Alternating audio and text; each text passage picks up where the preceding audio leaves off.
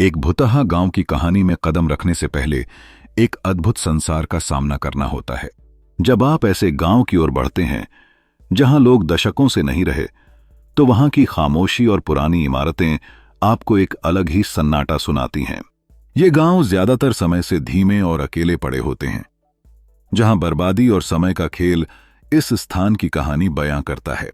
गांव की गलियां जो कभी जीवंत आवाजों से गूंजती थीं, आज सूने हैं।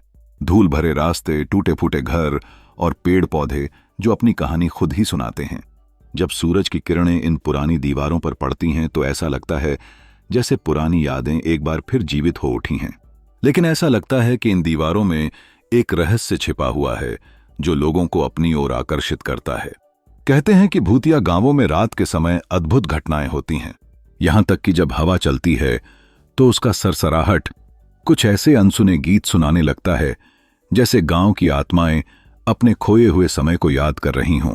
कई लोग कहते हैं कि रात को यहां घूमने पर अजीब अनुभव होते हैं, जैसे कोई पीछे चल रहा हो या साए अचानक सामने आ जाते हैं। भुतहा गांवों के बारे में कई कहानियां प्रचलित हैं जो इन्हें और भी दिलचस्प बनाती हैं। कोई कहता है कि यहां रात के समय आवाजें आती हैं जो सुनने वालों को डराने के लिए काफी होती हैं। कुछ लोग इस गांव को एक अनसुलझी पहेली मानते हैं जो लोगों को अपनी ओर खींचती है। इन गांवों की हर चीज एक रहस्य को उजागर करने के लिए बेताब लगती है। यह भुतहा गांव सिर्फ डराने वाला नहीं है, यह एक ऐसी जगह है जो हमें बताती है कि समय कैसे सब कुछ बदल देता है। जीवन की भागदौड़ में हम अक्सर भूल जाते हैं कि ये स्थान एक समय पर हमारे अपने थे और अब सिर्फ यादों का हिस्सा हैं।